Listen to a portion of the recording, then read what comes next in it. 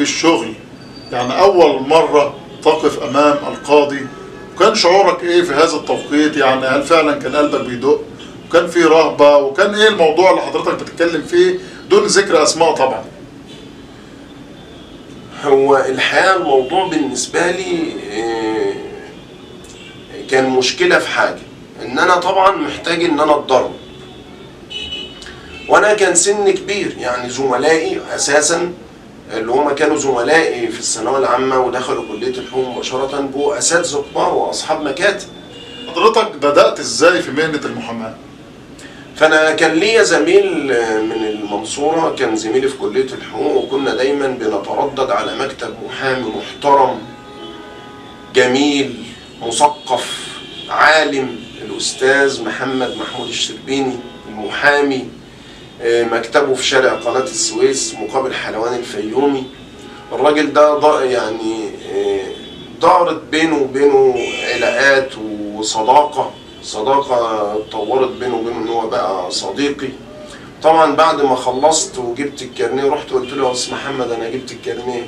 قال لي المكتب مكتبك. الموضوع كان مشكلة بالنسبة لي ان انا محامي مبتدئ ورايح اشتغل في المنصورة، وانا خلاص زهقت من المواصلات ومن السفر، فلازم مكان للإقامة.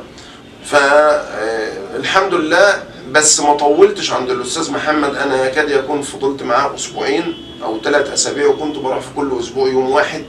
يعني فترة التدريب بالنسبة لي لا تتخطى أيام، يعني ممكن تقول ساعات، لأن هو أنا برضو ما كنتش بروح اليوم كامل بسبب السفر. وبعد كده جيت من المنصورة فتحت مكتب مباشرة بعد الأسبوع أو الاثنين دول. نرجع لنفس السؤال، حضرتك أول مرة تقف أمام المحكمة كان شعورك إيه؟ الحمد لله، أنا طبعا فتحت مكتب وظهرت للناس بمظهر إن أنا محامي كبير وأنا لسه في البداية، والحمد لله بفضل علاقاتي في جميع المراحل وفي جميع الأعمال ربنا أكرمني. لسه بقول بسم الله الرحمن الرحيم، بقى عندي عدد كبير جدا من الموكلين اللي بيثقوا في علي حسن كشخص وليس كمحامي.